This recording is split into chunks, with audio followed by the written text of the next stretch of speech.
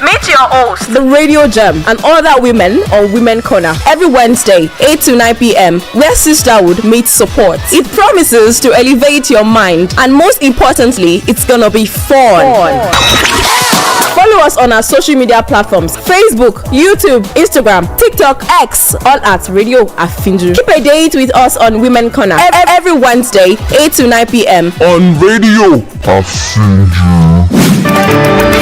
Wherever you're listening or watching Radio Afinju, the time is 3 p.m.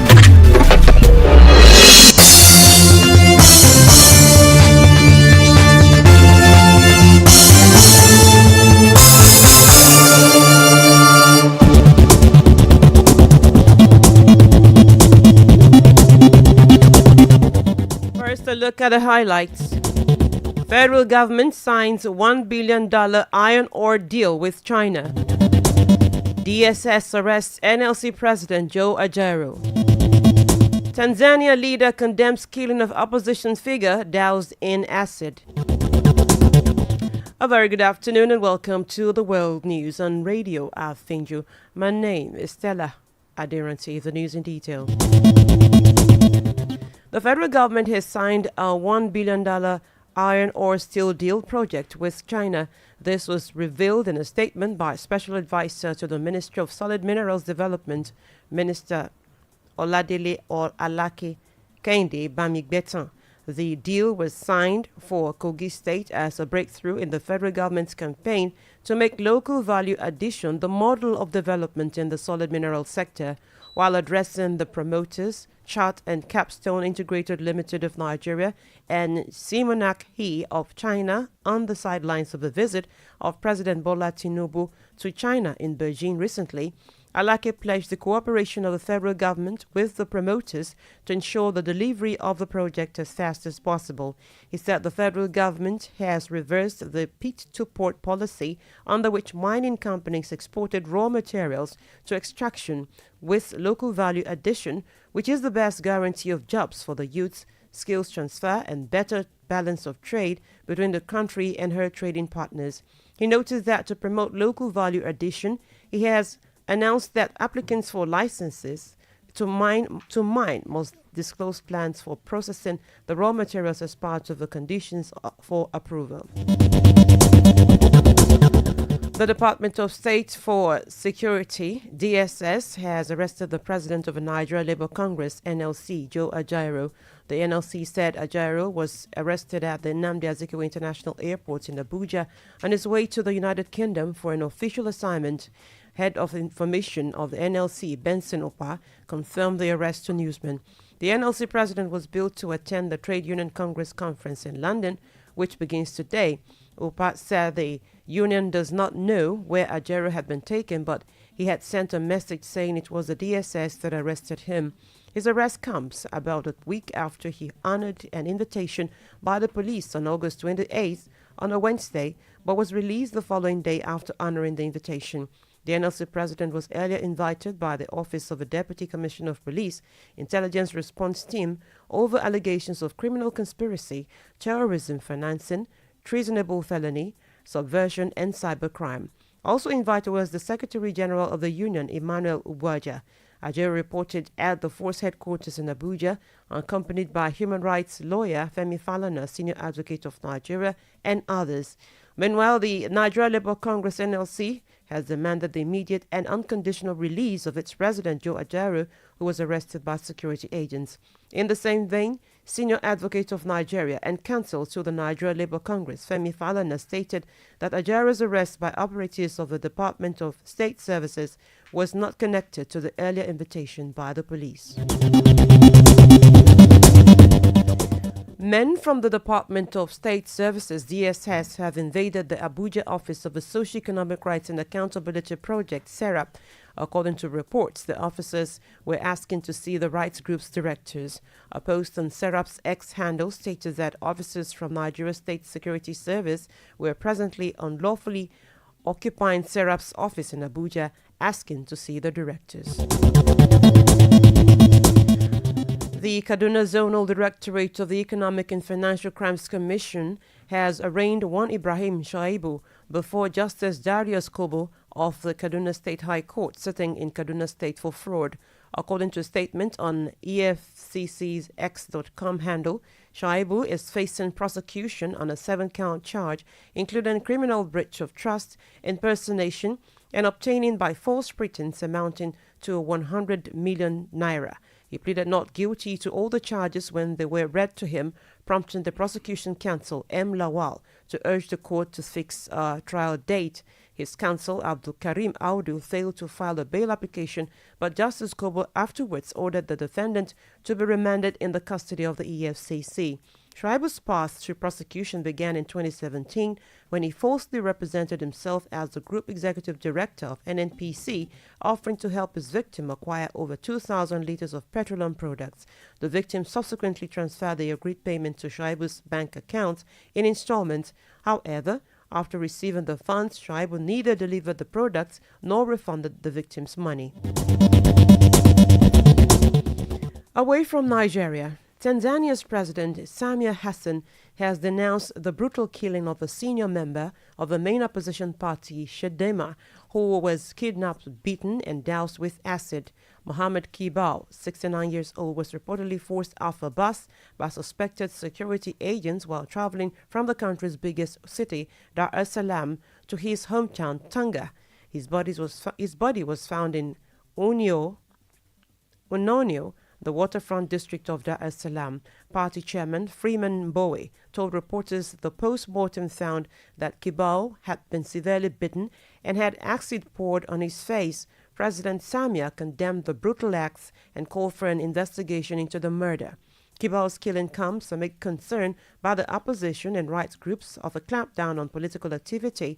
He was a retired military intelligence officer and joined Chadema in 2008 and will be buried in the Darigwe district of Tanga City. The killing of Kibao has sparked widespread condemnation across Tanzania, with many asking the government to take action over reports of several other people being abducted and killed.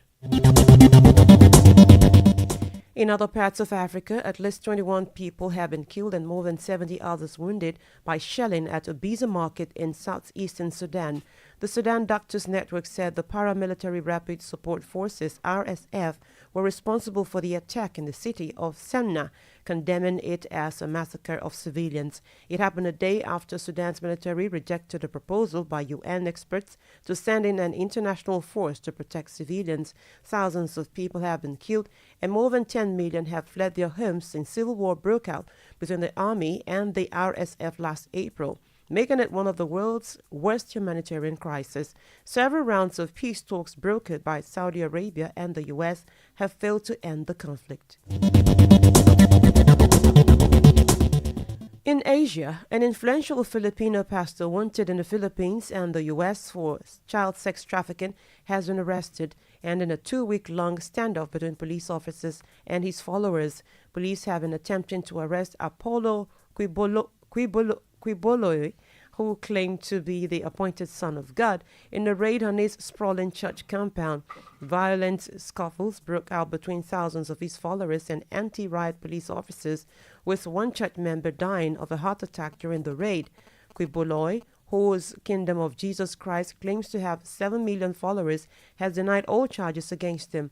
In 2021, the U.S. Department of Justice charged Quiboloy with sex trafficking of children, fraud, and coercion and bulk cash smuggling.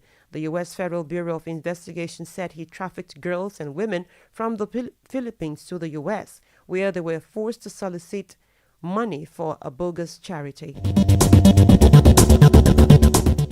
Pope Francis has touched down in Timor-Leste, the only Catholic-majority country he will visit on his 12-day Asia-Pacific tour. Around 700,000 people, more than half of Timor-Leste's entire population, are expected to attend an open-air mass that the Pope will celebrate near the capital Deal later on Tuesday. Enthusiasm for the pontiff's visit is huge, but the Pope is being urged by campaigners to address a recent abuse scandal that tarnished the church in Timor-Leste, formerly known as East Timor. A prominent bishop, hailed as an independence hero, is accused of sexually abusing young boys in the Southeastern Asian country during the 80s and 90s. A Vatican spokesman said the church had been aware of the case against Nobel Peace Prize winning Bishop Carlos Bello in 2019 and had imposed disciplinary measures in 2020, including restrictions on Bello's movements, and a ban on voluntary contact with minors. In the United Kingdom, leaders of two of the biggest unions have added further pressure on the government over its plan to cut winter fuel payments for millions of pensioners in England and Wales. Unite's General Secretary Sharon Graham told reporters the government should do a U-turn, while head of the PCS union, Fran Heathcote, said it was a misstep which needed to be put right. Head of the Trades Union Congress, TUC, which brings unions together, Paul Nowak, has also said the government should rethink and consider other lines of support for pensioners. Keir Starmer, who is facing a potential rebellion at a vote in the Commons on Tuesday, says the cut is necessary due to the state of the country's finances. The change will mean more than 10 million pensioners will no longer receive the payments of between £200 and £300 a year, which will now only be made to those on low incomes who receive certain benefits. Charities and many members of parliament are concerned about those still on a relatively small income who will miss out. In Europe, a British prisoner is among 5 inmates who have escaped from a high-security prison in Portugal. A search is continuing for Mark Rosquelia and 4 other prisoners after they broke out at the Val de Judo jail about 43 miles north of the capital Lisbon on Saturday. The Portuguese prison service said they escaped by scaling the wall with a ladder and had external help. Reports say Rosquelia is serving a 9-year prison sentence for kidnap and robbery. In the Americas, more than 10,000 people are under mandatory evacuation orders due to a fast-spreading, uncontrolled wildfire in Southern California. The line fire also threatens thousands of homes, businesses, and other buildings in San Bernardino County, east of Los Angeles. The wildfire, which started on Thursday, spread rapidly overnight on Saturday, causing California Governor Gavin Newsom to declare a state of emergency. The blaze on the edge of the San Bernardino National Forest had grown to more than 20,000 acres as of early Monday and was 0% contained. It is currently the 4th largest active wildfire in California after quadrupling in size on Saturday.